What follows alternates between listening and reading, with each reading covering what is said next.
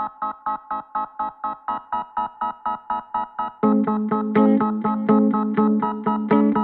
listening to the Curiosity Collective podcast, and I'm Deepika. Now, a few weeks ago, the core team of the Curiosity Collective had gathered in Bangalore to plan and think about how to extend our work of building communities of care and practice. It was still pretty early in the cycle of the virus, and we were reading about its spread in other countries, and it had just about made its entry into India. And now, even though we anticipated the kinds of measures that might be put in place in the country, I don't think any of us can claim that we were actually prepared for what has been unfolding. And I guess this is the difference between knowing and experiencing something. It's now day 8 of the lockdown in India, and I think suffice to say, life as we know it has changed pretty rapidly these past few weeks. So we're doing things a little differently this month of April, because we're all homebound in different cities, and felt that we need to respond to the situation we find ourselves in. So this month, we're shifting out of our usual format, and we're going to try to look at what living in the time of COVID-19 or the coronavirus is bringing up, and just how that might be connected to the larger idea of human and planetary well-being. Also, more importantly, here at TCC, we want our reflections and actions to be in sync. So we asked ourselves this additional question. When we're all physically apart, what does it mean to practice care and connection? But first, I want to backtrack a little to March 19th. I just returned to Mumbai from Bangalore, and yes, I took the recommended precautions and stayed home and isolated myself. Now, this was a few days before all international flights were cancelled, and shortly after that, all domestic flights were grounded. Now, on landing in Mumbai, my taxi driver looked relieved to see me. And as soon as we set out, he struck up a conversation, asking how many people were on my flight. I remembered the photograph I'd taken and sent to my parents of row upon row of empty seats, and I told him there were around 25. He was quiet for a moment, and then he said that he'd been waiting at the airport since midnight yesterday, and I was finally his first passenger. I glanced at the time, and it was around 2 p.m., so basically that meant a 14-hour wait for him. And then I remembered the number on the booking count in the airport, which showed that 47 cars were still waiting for passengers. There's a quiet acknowledgement then between us that everything's shutting down, from workplaces to shops to transportation, literally life as we know it. And with everything that's pulling down its shutters, increasing uncertainty and fear of what to expect. Then as we were driving down, he pointed towards this blur of high-rises and he said to me, इस बीमारी को पैसे से कोई लेना देना नहीं है. इसे कोई फर्क नहीं पड़ता कि कौन अमीर है और कौन गरीब. ये हिंदू मुस्लिम की परवाह नहीं करती. सारे नेता लोग बस हमें एक दूसरे के खिलाफ करना चाहते हैं. मगर ये कोरोना हिंदुओं या मुसलमानों को नहीं ढूंढ रही है. शायद इस सब के गुजर जाने के बाद हम स्कूल और अस्पतालों को बनाने पे ध्यान देंगे. And he put it very simply that the virus doesn't care about money or who has money, doesn't care about who belongs to which religion. And while politicians are busy creating all these divisions, it's not going around choosing one or the other community. And what I found interesting was that he said, that after all this, hopefully they'll actually spend time and effort and money on focusing on what's important, like education and health. Now at home later, I found myself chewing on what he said, specifically to the reference he made to deepening divisions between communities over the past couple of years, along religious and caste lines. I'd studied history in college, and it had allowed me to consider for the first time how violence is so closely intertwined with identity politics. And at different times in history across the world, we've seen this play out along religious, racial, or social or cultural identities. In India, for instance, it's taken place in terms of violence between Hindus and Muslims, against Dalits, women, and tribal groups. Now, much of the literature on the subject describes a process called othering, or as John Powell, who's the director at the Haas Institute for a Fair and Inclusive Society at the University of California, Berkeley, puts it, othering is not about liking or disliking someone. It's based on the conscious or unconscious assumption that a certain identified group poses a threat to the favored group. Or to put it differently, it's a process which narrowly defines who qualifies as a full member of society. Everyone left out of this definition is basically othered. So it becomes this us versus them narrative. And who gets defined as the other changes from place to place. So, again, based on language or race or nationality or religion. And then consequently, care and protection is extended only towards those who are a part of the us. Now, Nicholas A. Christakis, a sociologist and physician, writes in his book, Blueprint, The Evolutionary Origins of a Good Society. Seeing people only as members of a group is inherently reductionist and dehumanizing. People in crowds often act in thoughtless ways, shouting profanities, destroying property, throwing bricks, threatening others. This can come about partly because of a process known to psychologists as de-individualization. People begin to lose their self-awareness and sense of individual agency as they identify more strongly with a group, which often leads to antisocial behaviors they would never consider if they were acting alone. They can form a mob, cease to think for themselves, lose their moral compass, and adopt a classic us versus them stance that brooks no shared understanding. Now, what he's saying is that when you look at a person with the singular notion of their belonging to a particular group, and then go on to make assumptions about that group, you basically lose sight of the detail. You lose the individual and any connection you might have with that person. And so it becomes easier to commit violence because you're no longer viewing them as another human being. Now, in the second half of 2019 in India, with the Citizenship Amendment Act and the National Register for Citizens, what would otherwise make this seem as a rather academic conversation in terms of othering and identity and politics has actually become quite real for many of us. Because every single day we were posed with questions of who is an Indian and who is the other and who is this non-Indian. And this isn't just something that's playing out in India. World over, we're seeing increasing incidents of this othering. In neighboring Myanmar, for instance, thousands of Rohingyas have been driven from their homes and denied a full citizenship. In the US, neo-Nazis have been marching through the streets of Charlottesville in the state of Virginia, and the US president has been wanting to build a wall at the US-Mexico border. The agenda is the same everywhere.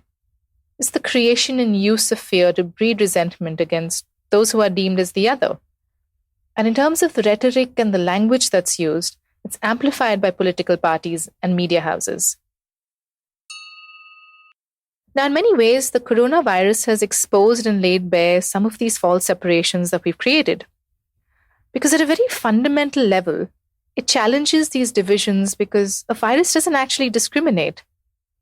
Or as the taxi driver put it, Corona's not going around seeing who's Hindu or Muslim.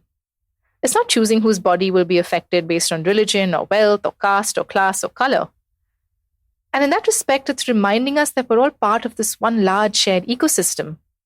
So we might have drawn boundaries across, our physical and social worlds, but the very speed and virulence with which it's spreading reflects some complete utter contempt for all these imagined boundaries we've drawn up. And the last week alone, whether it's Delhi, Bangalore, London, or friends in Oslo or New York, everyone who has reached out or who have checked in on are experiencing similar states of isolation and lockdown. There's uncertainty, there's fear, restlessness, anger, worry for grandparents and those living with complicated medical issues. And that shared fear and worry is also an experience that's common to all of us. And it's ironic that social distancing has become a lesson in interconnectedness, because we're now not just responsible for our own health, but literally every decision we take affects not just closest to us, but also neighbors and community members like the vegetable shop I visit or the chai wala or the chemist I go to. And that's how closely all of us are connected. So at one level, we're all facing the same threat. And in that sameness, there's evidence of our shared humanity. But that connection is also immensely powerful, given that it can influence people up to 3 degrees away. Now, Christakis studies this in his book, Connected, The Surprising Power of Our Social Networks and How They Shape Our Lives. And he uses an example saying, We discovered that if your friend's friend's friend gained weight, you gained weight. We discovered that if your friend's friend's friend stopped smoking, you stopped smoking.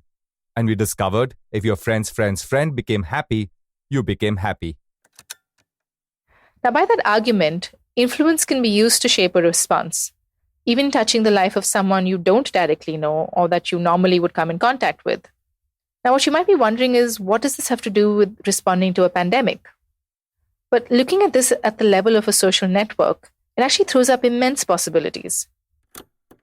Most of us are already aware of the direct effect we have on our friends and family. Our actions can make them happy or sad, healthy or sick, or even rich or poor. But we rarely consider that everything we think, feel, do, or say can spread far beyond the people we know. Conversely, our friends and family serve as conduits for us to be influenced by hundreds or even thousands of other people. In a kind of chain reaction, we can be deeply affected by events we do not witness that happen to people we do not know. It is as if we can feel the pulse of the social world around us and respond to its persistent rhythms. As a part of a social network, we transcend ourselves for the good or ill and become a part of something much larger. We are connected. So, even though we might seem separated by the limits of our bodies, the networks that we inhabit are alive and binding us together in this shared experience of the world. Now, what we choose to do with that connection is key. So, will it reaffirm our shared humanity, or is it going to reinforce existing biases and deepen disparity? Now, even as it's evident that the virus doesn't have favorites, we're already seeing old patterns of separation and discrimination that are just glaringly visible in terms of the human response to the virus in India. Now, if you look at this at a national level, in terms of government planning, there's been a complete and utter disregard for the lives and the lived realities of daily wage and migrant workers. Soon after the nationwide lockdown was announced on March 24th, reports began coming in of people having to walk over hundreds and hundreds of kilometers to go back to their villages. Exodus that hasn't been seen in India in decades. Thousands of migrant workers are on the move, most of them on foot. Among them, Yogesh Yadav, who's walking 650 kilometers through the state of Uttar Pradesh after the clothing shop at which he worked as a tailor was closed. Human rights groups say India's lockdown has disproportionately affected migrant and daily wage workers. Now, some would argue that they were meant to stay in the cities that they'd come to find work in. But in the absence of planning, in the absence of shelters, places they could go to stay, in the absence of organization of food, of cash transfers being made to alleviate their everyday situation, what were people to do? And now, if you look at cities, in the last week alone, healthcare professionals have been asked to vacate rented accommodation for fear of their spreading the virus. Similar treatment has been meted out to airline staff who've been stigmatized and harassed by neighbors.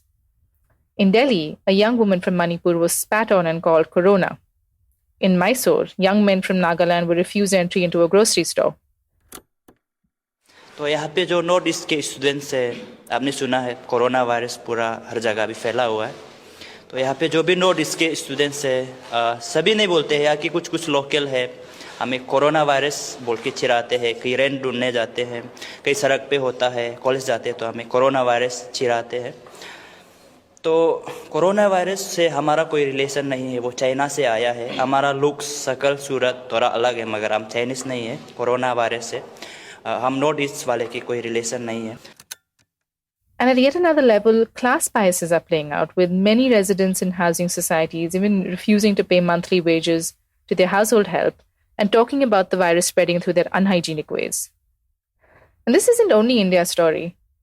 The US has seen a spike in incidents of discrimination and stigma against persons of Asian descent, those with travel history, and from healthcare professionals. Now, what we're faced with in terms of the pandemic isn't a first in human history. Over the past few days, similarities have been drawn between the coronavirus and the 1918 influenza epidemic, which is more popularly known by what historian Nancy K. Bristow argues is the misnomer of the Spanish flu. Author of the book American Pandemic, The Lost Worlds of the 1918 Influenza Pandemic, she looks at the national amnesia around the epidemic and the social and cultural shape that it took. Now, a century ago, this was one of the deadliest in human history, killing more than 50 million people around the world. And in many ways, there are comparisons to be made. The rampant fear, stockpiling of food and medicine, and the avoidance of gatherings. Now, you'd imagine that because it affected those in the 20 to 40 age group, which is largely then workers and mothers, it would change how life would be lived in the aftermath. But her research doesn't find that. In fact, it's the opposite. It actually strengthened the status quo. Bristow says, If you're living on the edge and poverty is a short step away, the pandemic is enough to throw you into a really serious deprivation. For those in the most fragile circumstances in terms of socioeconomic dynamics, the pandemic only made everything worse. Connection and the power of influence at the time really didn't shift in favor of challenging old divisions. We're again being challenged to look at these borders and demarcations, because wherever and whoever you are and whatever life you lead, the biggest concern in this moment is safety. And not just safety for our loved ones, but also care and concern for literally anybody who crosses our path. Because the thing is, we're all in this together. And we're unified in that shared experience of wanting to protect. Now, our behavior affects the safety of others, but it's not just the negative that flows through a network. It's also the positive. And faced with a pandemic that requires distance and an avoidance of gatherings, a question I find myself circling back to is, how do I choose to respond to this? And in the face of shared humanity, is it even possible to rethink and rewire patterns of separation and division? Now, already, even in the face of high levels of anxiety, people are responding with hope. For elderly people in their vicinity, for instance, younger people have organized to deliver groceries or cooked meals so that senior citizens don't have to take care of themselves. With senior citizens, some of the most vulnerable and anxious sections across the country, an NGO in Mumbai is setting a beautiful example. Selfless Samaritans have taken it upon themselves to supply food to senior citizens living alone. NGO called Roundtable India has organized 200 volunteers to target different parts of Mumbai. Using social media, they are pinpointing apartment complexes and getting food delivered to senior citizens living alone there. In another instance, food and water is being refilled on a street where people take their dog out for a walk, so that stray animals are not left hungry. Let's never forget that while humans are suffering, urban animals like stray dogs are also left in the lurch. Meet Dharmendra, a Delhi resident who cooks meals and then sets off on his motorcycle to distribute these meals to street dogs. Dharmendra takes the pains to make food that the dogs will actually relish. In Mumbai, to ensure that the supply of chai doesn't stop for watchmen who are continuing to provide services for housing societies, members of the community take a flask of tea around to them 3 times a day. So in these small ways, it's literally paying attention to people in and around you and being able to extend care to them and for them. Now, in addition to this, crowdsourcing efforts are also underway to extend support for daily wage workers and migrant workers who are walking hundreds of kilometers to try and get home. For me, knowing that these efforts are ongoing feels far more nourishing than tracking COVID-19 death counts and being gripped by fear. And what's also interesting is that none of these efforts have been organized by the state. What they reflect instead is what Christakis says is our innate proclivities that reflect our natural social state, a state that is, as it turns out, primarily good, practically and even morally. In his research studying human societies, Christakis explicitly points out that though we often tend to remember violent and gory parts of our history, alongside that, there also exists this very real and lived experience of deep compassion and kindness. In different ways, all of us are dealing with enormous change and uncertainty. Yet even physically cut off from each other, our social network offers immense possibility to practice shared humanity, to build communities of care, and to conduct acts of kindness and generosity. And even as we ask questions of our government and seek social justice and equality in how they respond to this, just as critical are these acts of humanity. I wanted to leave you with this poem by Naomi Shihab Nye. It's called Kindness, and it speaks exactly to that. Kindness. Before you know kindness as the deepest thing inside, you must know sorrow as the other deepest thing. You must wake up with sorrow. You must speak to it till your voice catches the thread of all sorrows and you see the size of the cloth. Then it is only kindness that makes sense anymore. Only kindness that ties your shoes and sends you out into the day to gaze at bread. only kindness that raises its head from the crowd of the world to say, "It is I you have been looking for," and then goes with you everywhere, like a shadow or a friend. This month, we'll be sharing and curating a whole host of organizations and groups that are working towards alleviating the suffering and loss caused by the pandemic. This will include a wide variety of categories, from mental health support to food and economic support across different cities. We'll also be curating different resources across mediums to help continue the reflection process that we hope to embark on through these days of lockdown. Do keep in touch with our social media spaces. You can access them at www.thecuriositycollective.org. In our next special episode, we continue to look at connection in the time of the coronavirus, but this time at a planetary level. Don't forget to subscribe to the Curiosity Collective podcast on Anchor or wherever else you choose to listen to podcasts, and keep up with the series.